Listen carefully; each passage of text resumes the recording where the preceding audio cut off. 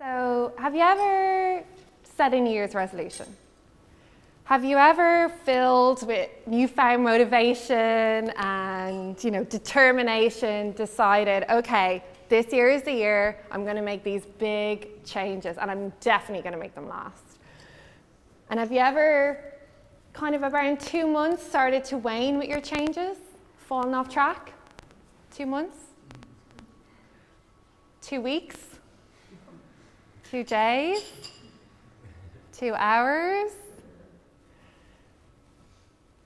Have you ever said, okay, I'm going to start again after this holiday, or after this wedding, or I'm going to start again on Monday?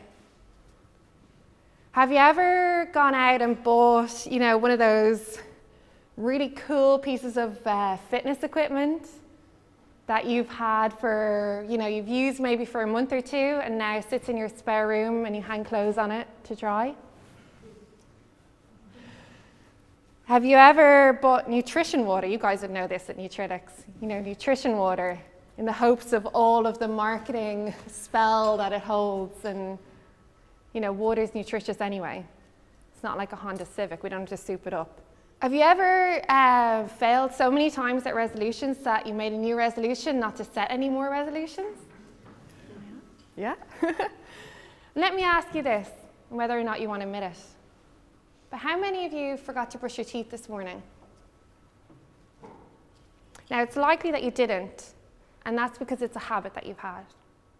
And 43% of our day is made up of the habits that we have. It's our routine that matters, not our willpower.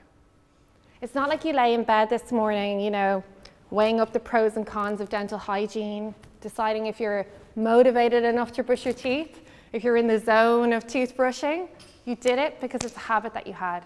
It's a non-conscious, automatic process. And habits are formed through context-dependent repetition. What that means is do the same thing in the same circumstance enough times, it becomes a habit. And ultimately, I think it's Samuel Beckett that said that life is a habit, or rather life is a succession of habits. And those habits can be helpful.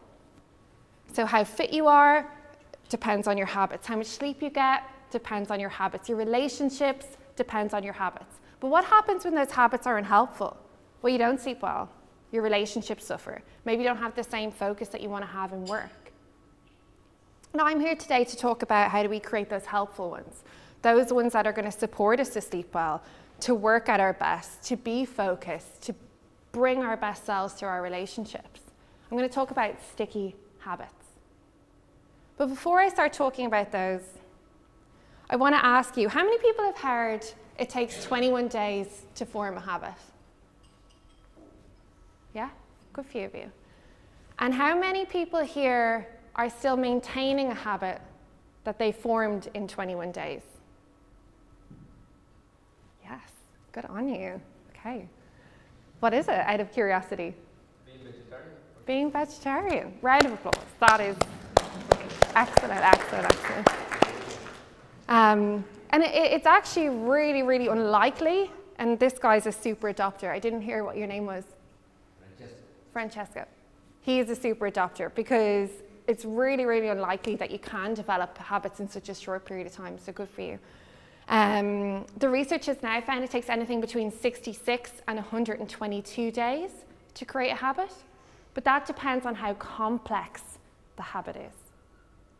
And arguably you could say that habits take a lifetime to form, because if you're no longer following them, they're no longer a habit. It's not like, we brush our teeth in January and then our dental hygiene is done for the rest of the year. If we're not still engaging, it's no longer a habit. And today I want to talk to you a little bit more about habits. And as a behavioral scientist, I suppose I'm not interested in hypothetical changes. I'm interested in making change right now, today. And I like to think of behavioral science. I don't know, has anyone heard of behavioral science before? Yeah, okay, good. If not, don't worry, by the end of this talk, you'll hate it. No, I'm joking. If you've ever heard of behavioral science, I like to think of behavioral science like the method in the recipe for health. So we can have the ingredients. So we know and you guys know more than ever. We know we need to eat 5 or 10 a day, I don't know, it's contentious, of veg, fruit and veg. We know we need to sleep more. We know we need to manage our stress better. But knowing these things doesn't necessarily make it easy to consistently apply them in our lives. And these are what I call the ingredients of change. So we can know all the perfect ingredients, but if we don't have the method, the structure, the routine, the habit, then it can be very, very difficult to execute on these consistently. How many of us are sleeping well, eating well, managing our stress well, managing our relationships and keeping fit, all at the top of our level? And so we can all turn to habit science to help support us to incrementally get there with the goals that we want.